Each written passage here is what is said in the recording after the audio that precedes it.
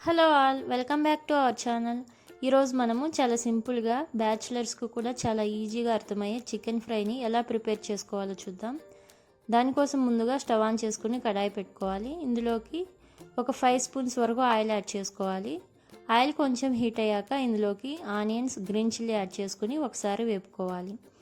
ఇలా వేపుకున్న తర్వాత ఇందులోకి ఇంట్లో ఉన్న మసాలా దినుసులు, కరివేపాకు యాడ్ చేసుకొని ఆనియన్స్ గోల్డెన్ కలర్ వచ్చే వరకు వేపుకోవాలి. ఇలా కొంచెం వేగాక ఇందులోకి జింజర్ గార్లిక్ పేస్ట్ కూడా యాడ్ చేసుకుని పచ్చివాసన పోయే వరకు వేపుకోవాలి. ఇలా వేపుకున్న తర్వాత ముందుగా క్లీన్ చేసి పెట్టుకున్న 1/2 kg వరకు చికెన్ని ఇందులోకి యాడ్ చేసుకున్నానండి. ఇప్పుడు ఇందులోకి సాల్ట్ ఇంకా పసుపుని యాడ్ చేసుకొని మంచిగా కలుపుకోవాలి.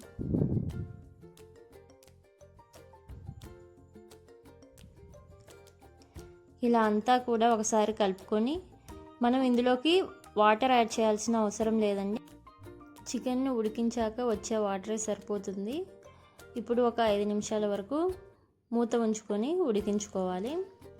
చూడండి, ఇక్కడ మనకి వాటర్ అయితే వచ్చేసింది. సో ఇప్పుడు మనం అంతా ఒకసారి కలుపుకోవాలి. ఇలా అంతా ఒకసారి కలుపుకున్న తర్వాత ఇందులోకి 1 స్పూన్ కారం, 1 స్పూన్ ధనియాల పొడి, 1/2 స్పూన్ గరం మసాలా యాడ్ చేసుకొని అంతా కూడా ఒక 2-3 నిమిషాలు కలుపుకోవాలి. ఈ విధంగా మనము ఒక 2-3 మినిట్స్ కలుపుకుంటూ ఉండగా మనకైతే చికెన్ ఫ్రై అయితే రెడీ అయిపోతుందండి. సో ఇలా కలుపుకున్న తర్వాత ఇందులోకి కొద్దిగా కసూరి మేతి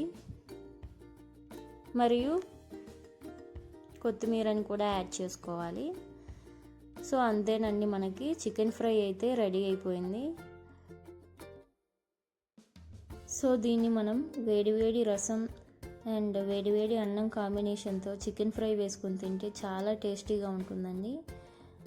ఒకసారి మీరు ఖచ్చితంగా ట్రై చేసి లైక్ చేసి షేర్ చేసి సబ్స్క్రైబ్ చేసుకోండి. చూడండి, ఇక్కడ నేనైతే రసం ప్రిపేర్ చేశానండి. ఇక్కడ వేడివేడి రసం